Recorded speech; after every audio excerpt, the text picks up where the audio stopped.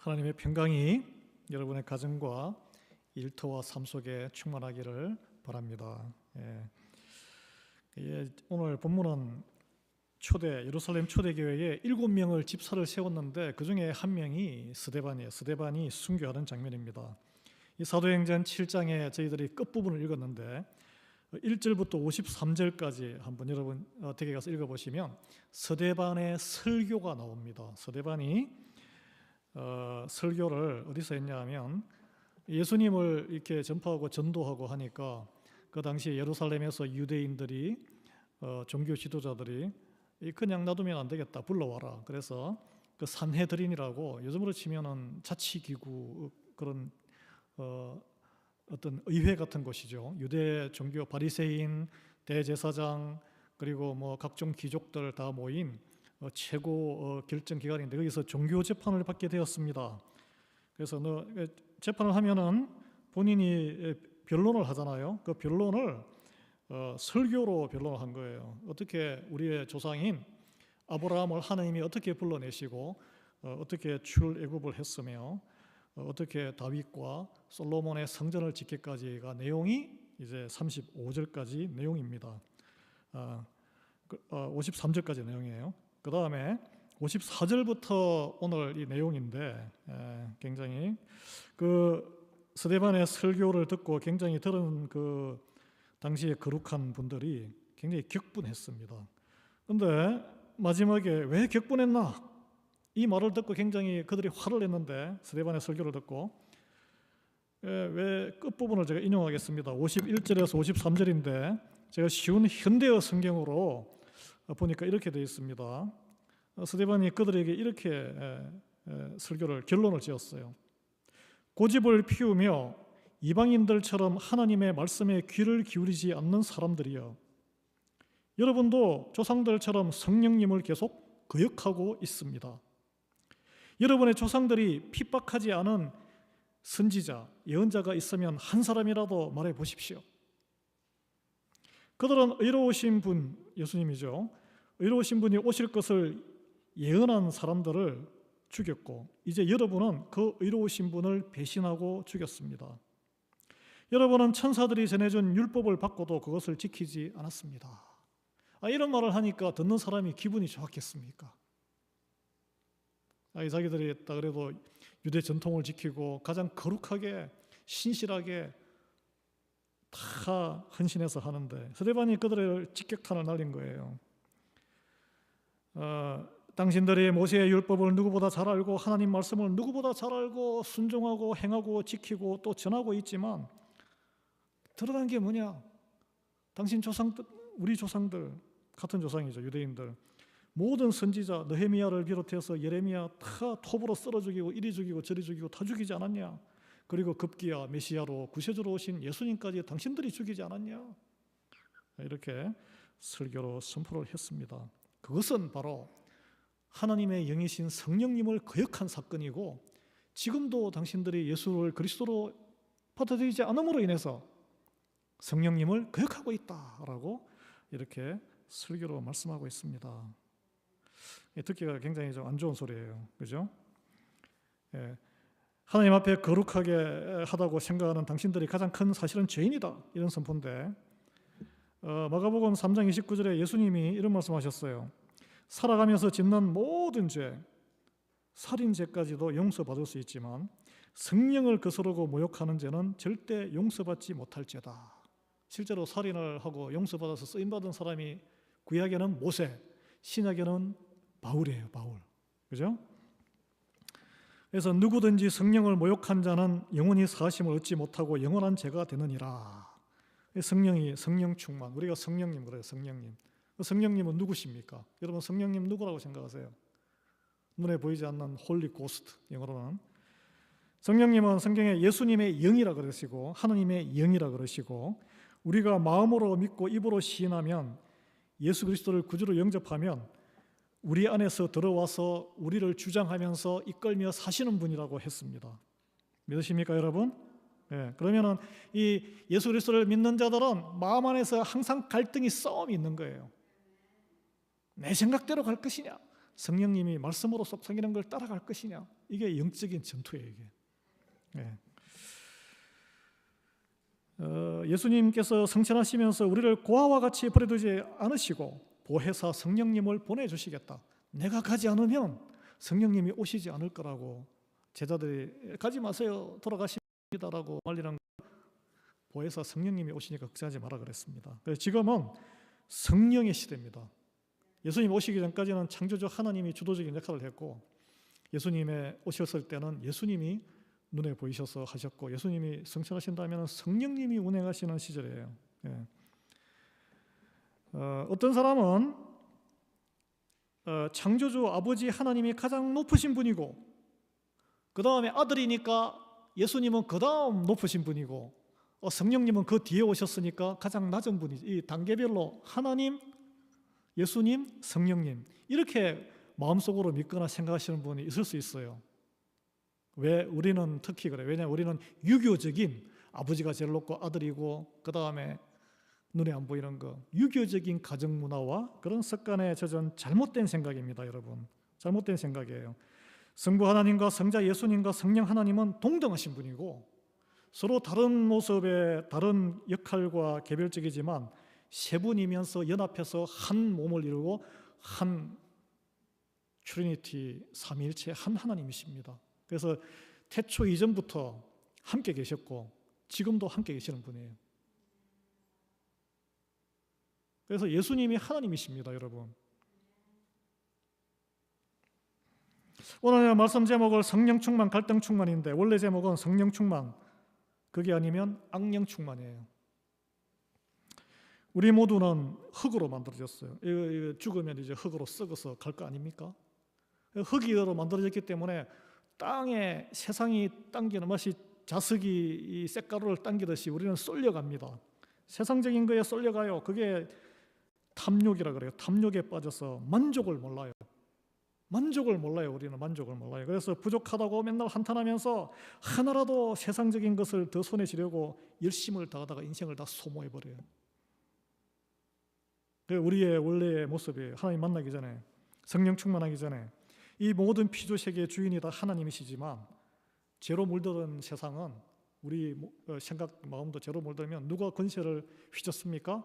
사탄 마귀의 권세에 휘둘리는 거예요. 그래서 성령으로 하나님의 영으로 거듭나고 인도되지 않으면 우리는 그 세상적인 거에 끌려서 인생을 살아가는 그런 삶을 살 수밖에 없다는 거예요. 그래서 우리가 성령 충만한 선택이 아니에요. 하면은 더 좋고 아니면은 그냥 사는 것 이게 아니고 성령 충만하지 않으면 반드시 원치 않아도 갈등을 일으키는 악령 충만한 사람으로 될 수밖에 없다는 거예요. 이게 뭐 흙 아니면 백이냐 이런 논리인데 여러분 한번 곰곰이 생각해 보십시오. 내가 성령 충만하지 않으면 나는 무엇으로 이끌려서 내 하루의 삶을 살아가는가? 성령 충만하면 우리 삶에 독특한 현상이 나타난다고 성경의 갈라디아서 5장 22절 23절에 이렇게 바울은 9개의 예를 들어서 정리했습니다. 열매라 그러는데 사랑, 희락, 화평, 오래 참음, 자비, 양선, 충성, 온유, 절제.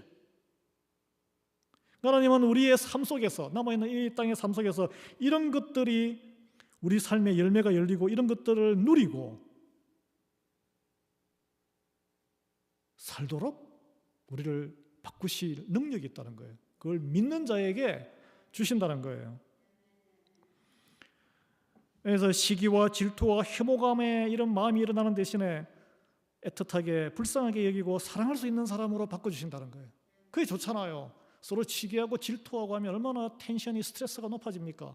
근데 사랑하고 보살핌을 받으면 기분이 좋잖아요. 나도 그런 사람이 되면 좋잖아요. 괴로움과 인생의 공허함이 있는 곳에 삶의 희락, 알 수 없는 기쁨, 환경과 관계 없는 기쁨을 주신다는 거예요. 갈등과 싸움이 있는 곳에 화평을 이루게 하고 같은 말을 해도 서로 관계를 회복시키는 말씀을 할 수 있는 그런 지혜를 주시고 그리고 뭐 조금 건드리면은 픽 해가지고 참지 못하고 다투는 곳에 참을 수 있는 능력을 주시고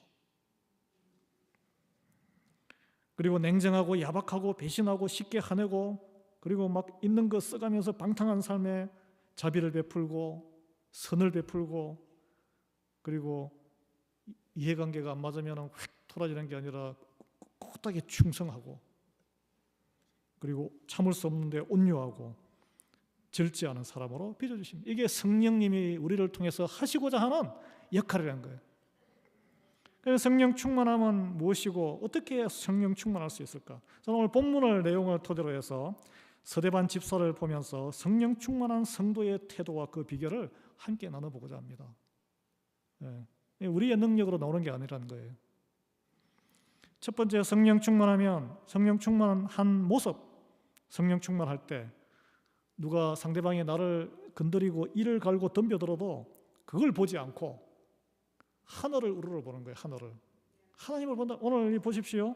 54절 55절에 그들이 이 말을 듣고 마음에 찔려 그를 향하여 이를 갈거늘 서대반이 성령 충만하여 하늘을 우러러 주목하여 하나님의 영광과 예수께서 하나님 우편에 서신 것을 보았다. 이렇게 되어 있잖아요. 누가 옆에서 깐죽깐죽 또는 막 하려고 이렇게 덤빌 때 움츠러들거나 그 사람에게 맞받아서 싸우거나 그런 게 아니라 하나님의 영광을 바라본다는 거예요. 예수님을 본다는 거예요. 이 사람을 보는 배우자가 이렇게 걸고 넘어질 때 말의 말꼬리를 잡으면 이게 부부싸움이 커지잖아요. 그 배우자를 보는 게 아니고 우리 하나님 안 보이죠, 사실은. 말씀을 생각하고 하나님 생각하고 예수님을 생각한다는 거예요. 그런데 보시면 왜 그들이 덤벼들었습니까?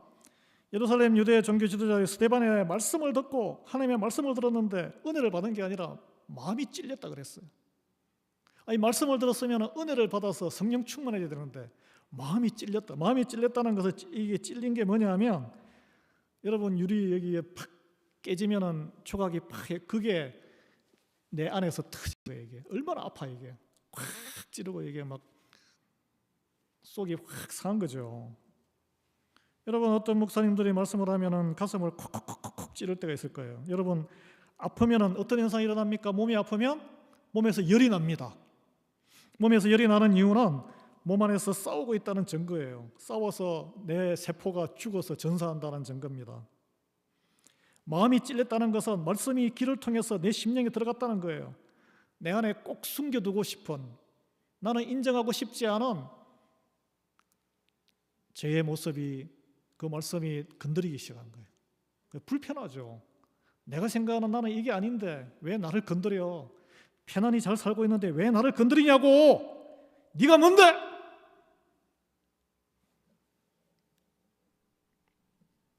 마음에 찔리는 현상, 반응이 두 가지로 갈라집니다. 성경을 보면 성령 충만하면은, 성령님이 함께 하시면 그때 그걸로 죄를 깨달아요. 아, 내가 몰랐던 내 죄가 말씀으로 드러나는구나. 내가 죄인됨을 인정하고 회개하고 더 낮은 자세로 겸손하게 나와서 내가 죄인입니다, 주님. 저는 어찌하면 될까요? 여러분, 성경에 그런 장면이 많이 나오죠. 베드로가 그랬어요. 바울의 설교를 들은 3,000명의 군중들이 예루살렘에 그랬어요. 끝까지 믿음을 지킨 사람은 몇 명 안 되겠지만 처음엔 그랬다는 거예요. 어찌하면 좋을꼬? 우리가 어찌할꼬? 영적인 지도자에게 물어요. 그러나 성령님 함께하지 아니하고 튕겨내면, 악령 충만하면 오늘 이렇게 이를 갈아요. 이를 갈아. 아니, 네가 뭔데 평안한 나의 삶에 나를 흔드는 거야? 왜 내 마음을 찔러 아프게 하는 거야? 왜 숨겨진 내가 인정하지 않는 나의 모습을 드러나게 해서 나를 불편하게 하는 거야? 화를 내요. 내가 너보다 신실하지 않을 것 같아? 내가 너보다 의롭지 않을 것 같아? 내가 너보다 믿음 생활 더 오래 했고 더 헌신적으로 하나님 앞에 엎드린 사람이야. 네가 뭔데? 배우자 간에도 마찬가지입니다. 당신이 뭔데 나를 그렇게 지적질을 해? 내가 우리 가정을 위해서 더 헌신했지. 내가 더 의로운 거야, 속으로. 그렇게 생각하는 거예요. 주로 더 신실하고 더 열심히 헌신하시고, 가정에서도 직장에서도 마찬가지예요. 더 열심히 일하는 사람이 다른 사람이 뭐라고 하면은 속으로 분이 더 나요. 저도 직장생활 해봤거든요. 피식 웃으면서 에이 제가 뭔데 저런 소리 할 자격이나 있어? 오늘 자기들의 그 종교적인 기득권을 인정하지 아니하고 당신들이 성령님을 모독한 그런 죄를 아직도 짓고 있다 이렇게 이야기하니까 분노로 이를 갈면서 몸을 부르르 뜨는 모습을 보여줬습니다. 이에 타산이 걸리면 이를 갈아요. 저도 마찬가지 아니고 다 우리 마찬가지입니다. 그러니까 이런 사람들 때문에 초대교회가 핍박받았어요. 맞는 말인데 인정하기 싫고 펄펄 뛰면서 격분해서 거짓 증거로 스데반을 죽이기로 작정합니다. 말씀을 듣고 나오는 반응은 여러분 회개하는 거예요. 회개. 오히려 죽이려고 덤벼드는 거는 이거는 성령 충만이 아니고 악령 충만입니다. 성령 충만하지 못하면은 누구 할 것 없이 저도 마찬가지고 여기 계신 모든 분들이 성령님이 우리의 심령을 만지지 아니하면 상처받아요. 화가 나요. 혈기가 나요. 그것이 갈등으로 충만해져요. 그게 바로 악령 충만이에요. 성령 충만은 갈등이고 악령 충만은 갈등이고 성령 충만은 화평이에요. 화평이고 겸손이고 엎드리는 거예요. 내가 죄인으로서이다. 이게 성령 충만이라니까 이게. 네가 옳고 내가 옳고 옳은 다툼을 하면 이건 악령 충만입니다. 여러분. 왜 그렇습니까? 말씀 뒤에 있는 하나님을 바라보지 못하기 때문이에요. 사람을 보기 때문에. 그래서 우리가 미국에도 Don't take it personally. 이렇게 일을 하는데 내가 네가 싫어서 이런 일을 하는 게 아니다. 말을 하는 게 아니다. personally 받아들이지 말라라고 그런 말을 많이 해요. 개인적인 인신공격성 모욕으로 받아들이면은 그런 반응이 온다는 거예요. 스데반의 입장도 마찬가지입니다. 모두가 다 아는 그 유대인의 자기의 민족사를 배경으로 성경 내용을 설교했는데 종교 지도자들이 다들 이를 갈면서 몸을 부르르 떨고 대적해 올 때 무섭고 떨리지 않았겠어요? 무섭고 떨리죠. 그런데 스데반이 성령 충만해서 한 것은 그들을 주목해서 쳐다보지 아니하고 하늘을 우러러 주목하고 하나님의 영광과 예수님께서 하나님 우편에 서신 것 자기의 믿음으로 바라보았다는 거예요. 이래 부부가 이렇게 관계가 안 좋을 수가 있습니다. 자녀와의 관계가 안 좋을 수가 있습니다. 그럴 때 부르르 떨면서 아니 나를 이렇게 내가 해준 게 얼만데 그렇게 반응할 수 있죠. 보통 그렇게 반응을 많이 해요. 속으로도 막 배신감 느끼고. 그러나 하나님께서 다 뜻이 있어서 배우자로 나를 이렇게 남편으로 부인으로 아내로 역할을 주시고 부모로 역할을 주셨는데 하나님의 그 거룩한 뜻, 축복을 생각을 하는 거예요. 이것도.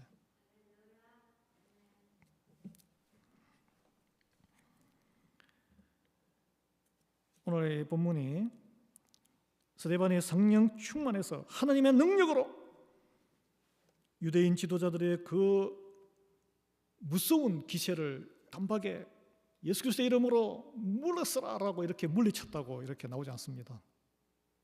하나님의 능력을 자기를 디펜드하는 데 사용하지 않았다는 거예요. 스데반은 오직 그들의 그 앵거에 찬 그들을 주목하지 않고 하늘을 우러러 주목했고 하나님의 영광과 예수께서 하나님 우편에 서신 것만을 보았다라고 되어 있습니다. 내가 성령 충만으로 다른 사람을 대할 때 갈등 충만, 악령 충만으로 대응에 나올 때에 맞받아 싸우거나 상황에 힘올리지 않는다는 거예요. 힘올리지 않는다는 거예요. 어떻게 무슨 힘으로 그게 가능합니까? 하나님과 그 우편에 서 계신 예수님을 확실히 믿고 그것을 바라볼 때 버틸 수 있다는 거예요. 그래서 여러분 우리는 살아가면서 그런 상황을 많이 만납니다. 이를 갈고 덤벼들고 이게 너무 강한 표현인데 크게 작게 그런 게 많잖아요. 관계가. 하늘을 우러러 주목하시기 바랍니다. 그래야 하나님의 말씀에 즉시 순종이 가능해요. 하늘을 우러러봐야 땅에서의 그런 몰아치는 그 세력에 휩쓸리지 않습니다. 마지막에 죽음에서도 승리할 수 있어요. 그 결정판. 스데반이 이것이 가능했던 이유는 무엇일까요? 그 스데반의 설교에 들어있습니다. 1절에서 53절까지 말씀으로 충만했기 때문에 줄줄줄줄줄 말씀으로 그걸 다 해석해서 자기의 삶과 자기 공동체와 자기 민족까지 하나님의 말씀으로 해석해서 적용할 수 있는 평상시의 말씀 묵상의 능력이 있었기 때문에 그래요. 예. 성령 충만함은 말씀과 상관없이 신비주의적인 어떤 그 주술적인 상태, 그런 건 절대 아닙니다. 말씀에 기반 위에서 말씀으로 해석이 돼야 돼요. 예. 말씀이 적용이 돼야 돼요. 그럴 때에 성령의 열매가 맺히는 거예요. 뭐 스데반이라고 두려움이 없었겠어요? 인간인데. 또는 그런 상황에서 에이 못해 먹겠네, 누구처럼. 예. 초대교회 집사의 사명과 역할을 내던지고 도망치지 않았다는 거예요. 여러분, 성령 충만하면 세상적인 두려움을 극복할 수 있습니다. 성령 충만하지 않기 때문에 두려움에 떨고 날마다 시험 들고 조롱당해서 상처 입고 쓰러지는 거예요. 우리는 다 그렇게 연약해요. 두 번째로, 성령 충만할 때 이렇게 악이 관영할 때도 악으로 갚지 않고 믿음으로 승리할 수 있게 됩니다. 57절 59절인데 그들이 큰 소리를 지르며 길을 막고 일제히 그에게 달려들어 성 밖으로 내치고 돌로 칠세. 증인들이 옷을 벗어 사울이라 하는 청년의 발 앞에 두니라. 그들이 돌로 스데반을 치니 스데반이 부르짖어 이르되 주 예수여 내 영혼을 받으시옵소서 하고, 이제 돌로 쳐가지고 이제 정죄하는 그런 단계에 들어갔는데, 이 스데반의 설교를 들은 유대 지도자들이 소리 지르며 귀를 막았어요. 귀를. 이 말씀을 아무리 들어도 내 죄를 깨닫지 못하면 이 기존에 있는 고정관념 때문에 깨닫지 못하게 되고 귀를 막게 됩니다. 그래서 말씀을 선포하는 자를 미워하기까지 하게 돼요. 예. 여러분, 오늘 이 자리에 오셨는데 귀가 다 열려 있고 여기 와 있다는 것 자체가 중요한 거예요. 귀를 막은 이들은 아예 그냥 말씀이 선포되는 자리 자체를 피합니다. 그래서 우리는 다 육신이 연약하기 때문에 자리에 와서 이 모든 말씀의 전체가 다 안 들리더라도 한두 말씀이라도 귀에 들어가서 심령에 깨닫는 자에게 하나님의 축복이 있을 줄 믿습니다. 예. 근데 말씀으로 중요한 것은 내 죄가 보여야 된다는 거예요. 이 말씀을 전하는 사람이 이렇게 죄가 안 보이면 다른 사람의 죄를 보게 되는 거예요. 그러면 이제 갈등으로 일어나는 거죠. 이렇게 하나님의 말씀은 여러분 다 좋은 게 아니에요. 하나님의 말씀이 다 좋진 않아요. 하나님의 말씀은 양날의 칼입니다. 칼을 이렇게 음식하고 요리할 때 잘 쓰면 아주 맛있는 게 나오지만 잘못하면 손을 다쳐요. 성경의 말씀에도 있습니다. 성경의 말씀에도 베드로전서 2장 8절인데 보면 복음이 사람에 따라 부딪히는 돌이 되어 걸려 넘어지는 바위가 될 수도 있고, 가다가 부딪히면 엎어져서 다치잖아요. 그게 떨어지면 몸이 다치잖아요. 어떤 이에게는 모퉁이 머릿돌이 되어서 구원과 영생의 디딤돌이 될 수 있는 거예요. 예수님이에요. 예수님이 딱 가면은 여러분 이렇게 은혜를 받고 돌아오는 자가 있는가 하면은 더 강력하게 반발하는 사람이 있습니다. 예.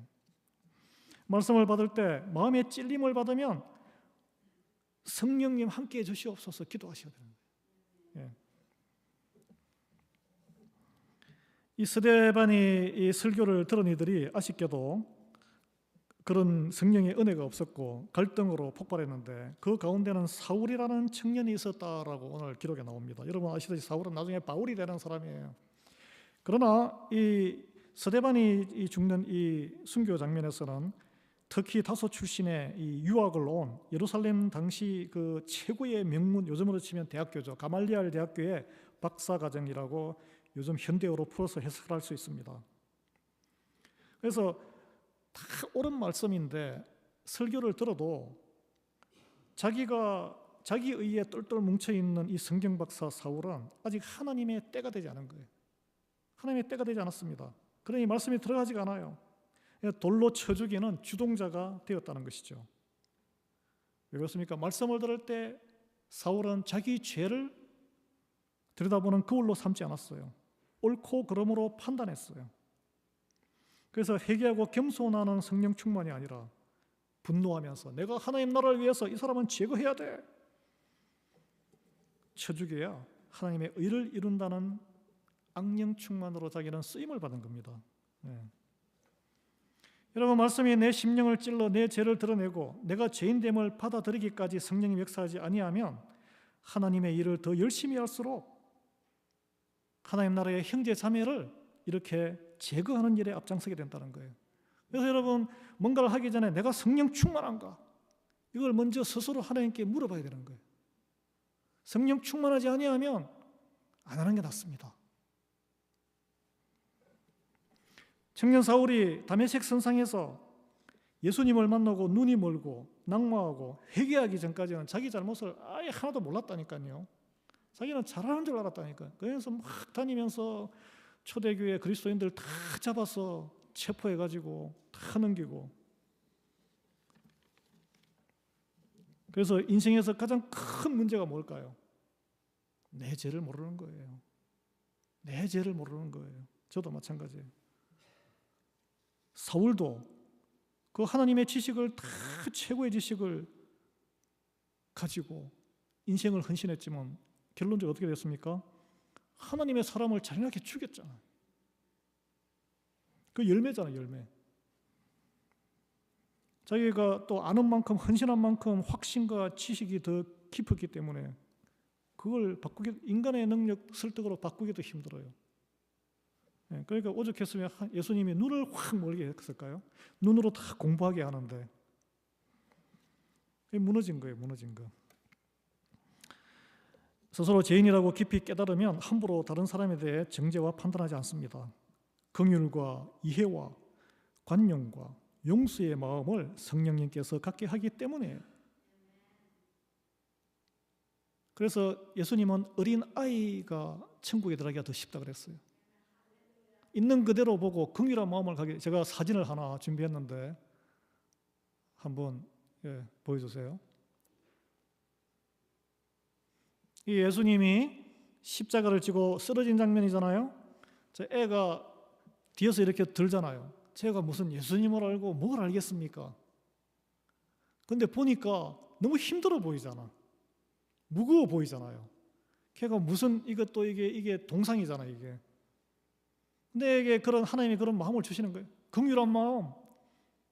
나의 연약한 것도 조금 한 손 좀 거들고 싶은 마음. 우리에게 원하시는 것은 사실은 긍휼한 마음이란 거예요, 하나님이. 여러분, 이 청년 사울이 서대반 집사 살인 사건에 참여해서 많은 증인들이 있었지만 훗날 서대반보다 더 위대한 전도자로 쓰임받는 바울이 되었잖아요. 요 장면은 사도행전이기 때문에 바울의 같이 그 동역을 했던 누가가 기록한 것입니다. 그래서 바울이 고백을 통해서 내가 그때 이랬어, 이걸 목격했어, 나도 참여했지, 자기 죄를 고백한 거예요. 네. 그래서 바울이 성경적으로 보면은 어느 누구보다 위대한 전도자, 바울이 없으면은 교회가 없었다고 할 만큼 위대한 전도자고 선교사였는데 스데반의 죽음에 이르게 한, 그도 혈기방장한, 죄가 죄인 줄 모르는 그런 시절이 있었다는 거예요. 살인하지 말라는 십계명을 정면으로 위반한 죄인 중에 죄인입니다. 스데반 집사가 돌에 맞아 죽을 순간에 반항하지 않았습니다. 분명히 그 사람들이 지금 잘못 가고 있는데 원망하지도 않고 저주하지도 않았어요. 뭘 했습니까? 자기의 영혼을 예수님께 의탁했습니다. 성령 충만한 이처럼 악을 악으로 갚지 않습니다. 말 코멘트도 저주하지 않아요. 성령 충만함이 이루어질 수 있는 온전한 성도의 승리입니다. 저는 저와 여러분이 다 이런 승리를 거두기를 예수 그리스도의 이름으로 축원합니다. 우리 힘으로는 불가능해요. 그럼 용서와 관용 어디까지 허용해야 할까요? 상대방이 이런 걸 알고 저 그리스도니까 너는 무조건 참아야 돼, 악용을 할 수 있잖아요. 그래서 세상적으로는 굉장히 좀 민주적이고 이렇게 포용이 있는 뭐 종교인들도 그렇게 이야기해요.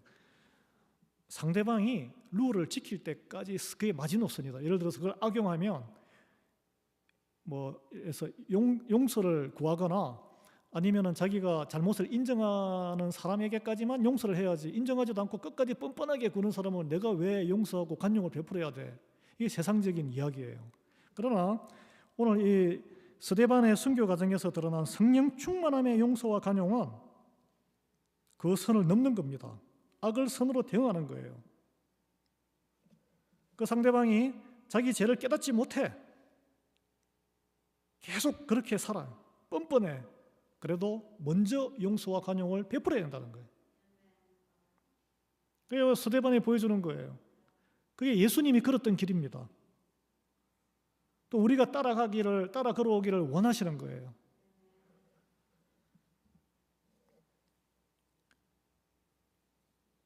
그러기 위해서는 예수님도 십자가에 돌아가셨고 스데반도 죽었어요. 그래서 우리가 우리 피해를 각오해야 되는 거예요. 내 피해를 각오해야 되는 거예요. 예수님, 우리가 죄인인 줄 모르고 내 잘못을 깨닫지 못하고 뻔뻔해 할 때 모든 사람이 손가락질하고 예수님을 또 죽이기까지 할 때 그래도 용서하시고 목숨으로 피값으로 지불하셨잖아요. 이쯤 되면 이제 성령 충만하기가 부담스러워지는 분이 있을 수 있어요. 걱정하실 필요 없습니다. 하나님께서는 우리에게 각자에게 감당할 만큼의 시련과 고난을 허락하시기 때문에 5살짜리 어린아이 아까 나온 그 애에게 쌀가마니 정도 되는 무거운 걸 지고 가라고 맡기시는 분은 아니란 거예요. 믿음의 분량에 맞게 긍휼한 마음을 가지고 알고 이렇게 대응을 하면 된다는 것이죠. 마지막 세 번째로 성령 충만하면 원수의 죄를 용서하고 축복함으로써 하나님의 나라, 나보다 더 큰 하나님의 나라의 문을 활짝 여는 계기가 될 수 있다는 거예요. 예. 60절에 보면 무릎을 꿇고 크게 불러 이르되 주여 이 죄를 그들에게 돌리지 마옵소서, 이 말을 하고 자니라 라고 끝납니다. 죽었다 라고 안 하고 자니라 라고 했잖아요. 여러분, 스데반 집사가 돌에 맞아 죽는데 마지막에 한 게 참 충격적이에요.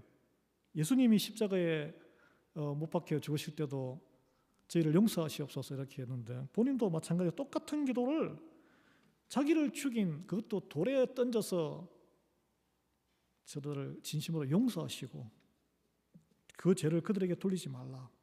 누가 이렇게 할 수 있게? 우리가 상대방이 나를 막 폄하하는데 아유 저 용서해 주시고 저 죄를 저 사람에게 돌리지 마십시오. 진심으로 기도를 할 때에 하나님이 역사하신다는 겁니다. 하나님이.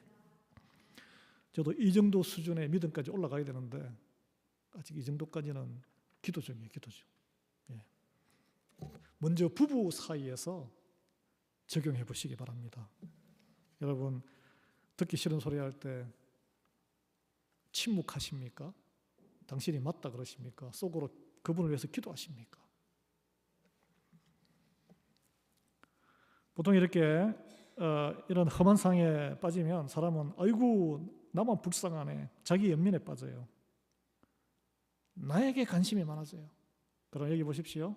이런 상황에서도 저 사람의 저 죄에 빠져 있는 저 상대방의 영혼에 관심을 가지는 거예요. 저렇게 있다가는 그냥 다 죽어버리는데, 영원한 불구덩이에 빠지는데, 심판받는데, 하나님의 은혜를 받은 내가 저들의 영혼을 위해서 마지막 숨이 남았을 때 기도하고 하나님께 간구해야지. 하나님이 혹시 들어주실 줄 누가 알아? 그걸 스데반이 이렇게 한 거예요.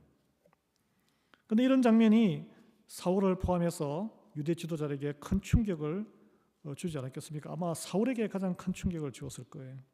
그래서 사울이 나중에 회개하게 되는 복음의 씨앗이 되었습니다. 그때 그 광경에서 그 청년 사울이 회개해가지고 하나님의 그 큰 역사에 쓰임받을 줄 누가 알았겠습니까? 스데반도 모르고 아무도 몰라요.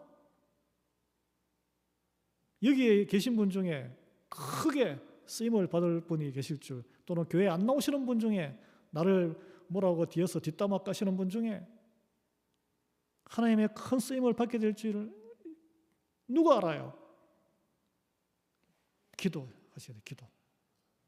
용서의 기도를 하셔야 돼요. 그게 성령 충만함으로 죽음 앞에서도 하나님께 죄인들의 용서를 간구하는 하나님이 가장 기뻐하는 순종의 모습이라는 거예요. 하나님은 더 큰 그분의 나라를 그 기도를 통해서 열어가시는 것을 볼 수 있습니다. 이게 교회의 역사입니다. 우리 교회도 그런 역사가 일어나기를 예수 그리스도의 이름으로 축원합니다. 그래서 마지막 오늘 결론은 이 말을 하고 자니라. 이거는 상급이에요. 상급. 돌에 맞아 죽었지만 죽은 게 아니다. 화려하게 부활할 때까지 평안히 잠들어 있는 것이다. 우리가 걸어가야 될 길 아니겠습니까? 예. 결론 맺겠습니다. 성령 충만함으로 살다가 성령 충만함으로 원수의 죄를 용서하는 기도의 강구. 마지막 숨을 거두는 모든 성도들 죽는 게 아니라 다 자는 것입니다. 부활과 영생의 영광이 기다리고 있는 줄 믿으시기 바랍니다. 오늘 본문처럼 우리에게는 성령과 악령의 대립이 이 안에서 살아있어요. 우리 성령 충만을 구해야 돼요. 성령 충만이 우리에게 사랑과 희망과 용기를 줄 것이고 하나님의 뜻을 이루는 힘을 줄 것입니다. 그러나 악령은 분노와 비판과 파괴를 부추깁니다. 악령 충만은 우리를 유혹하고 옳지 않은 길로 인도합니다. 우리는 스데반의 믿음과 성령 충만함에서 배워서 성령님의 역사를 허락하시고 우리 안에서 이런 속삭임이 있을 때 성령님의 능력이 우리의 삶을 이용하도록 우리를 맡깁시다. 네. 그래서 또 갈등 충만으로 악령이 우리를 쓰지 않도록 항상 기도하고 주의하는 저희가 되기를 예수 그리스도로 축원합니다.